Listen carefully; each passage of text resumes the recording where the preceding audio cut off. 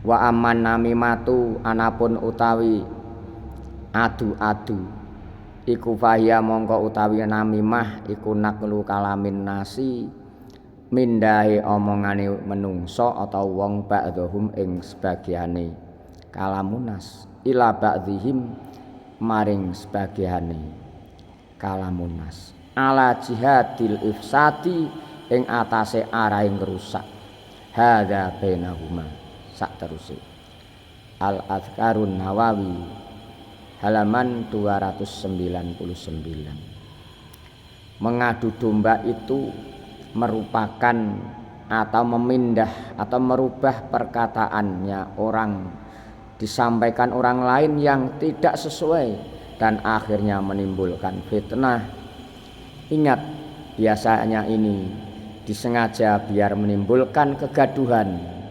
Orang yang mengadu domba tidak akan bisa masuk surga kalau memang tidak tobat. Makanya kita harus hati-hati. Layat akhulul jannata namamun. Layat akhulu ora bakal mlebu al jannata ing swarga sapa namamun wong kang adu-adu. Saudaraku semua di mana saja berada, mengadu domba ini berbagai cara. Lebih-lebih di zaman akhir ini kita harus berhati-hati. Kabar hoax atau kabar bohong yang tak ada bukti nyata atau fakta berkeliaran di luar sana.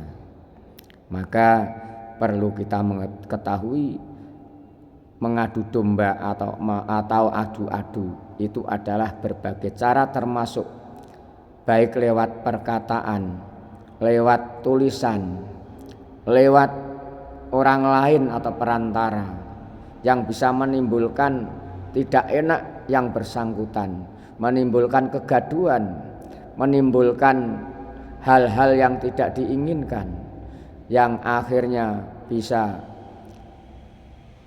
orang lain menjadi gelisah, menjadi susah, menjadi menyesal. Itu adalah tidak dibenarkan oleh agama.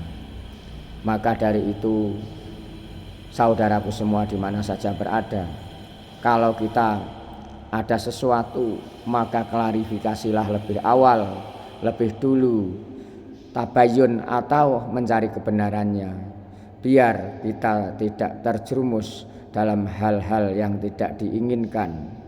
Karena di zaman akhir ini banyak fitnah bermacam-macam bentuk, bahkan mereka yang menyebar sedemikian itu, ini dan sebagainya tidak bertanggung jawab.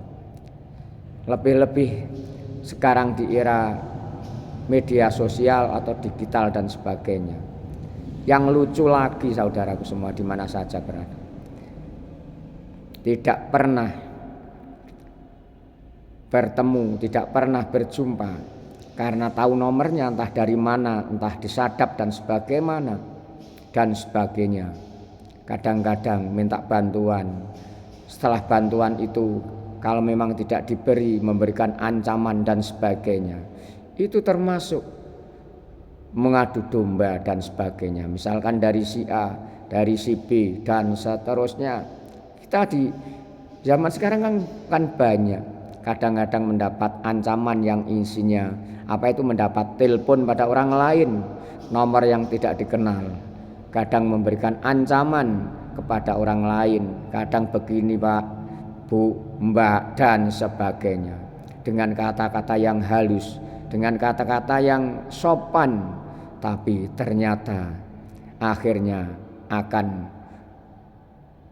merugikan kepada orang yang ditelepon. Ini banyak di zaman sekarang, maka kita harus hati-hati. Kalau memang mendapatkan sesuatu yang tidak ada nomornya, tidak kenal, meragukan, janganlah diangkat atau janganlah dilayani.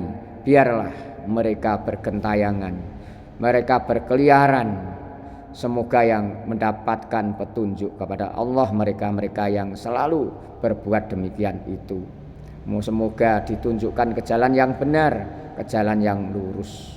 Doakanlah yang mereka seperti itu. Jangan dibenci, jangan dijauhi, Kalau memang sudah tahu orangnya, jangan dimungsuhi.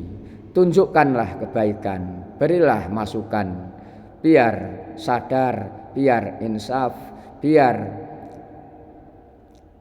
berbuat yang baik, dan yang terlanjur menyesali disuruh untuk bertaubat, taubatan nasuha, meminta ampun kepada Allah Subhanahu wa taala.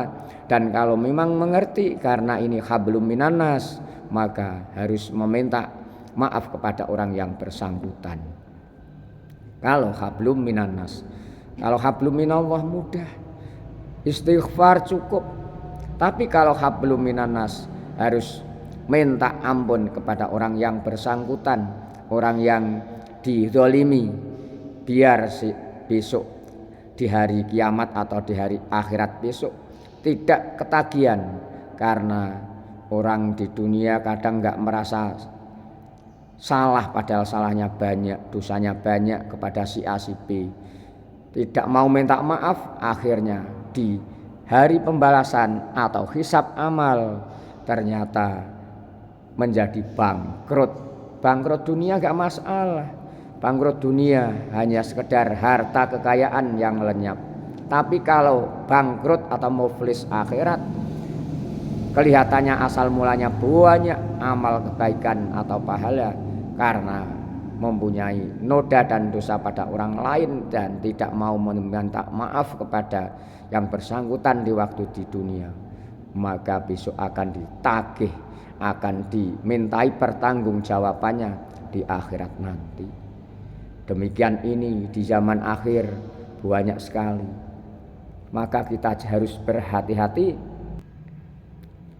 biar selamat baik dunia maupun akhirat, serta mendapatkan ridho Allah Subhanahu wa ta'ala. Semoga kita semua ini selalu ditunjukkan kepada Allah ke jalan yang benar, ke jalan yang lurus, ke jalan yang diridhoi Allah Subhanahu wa ta'ala. Amin ya rabbal alamin.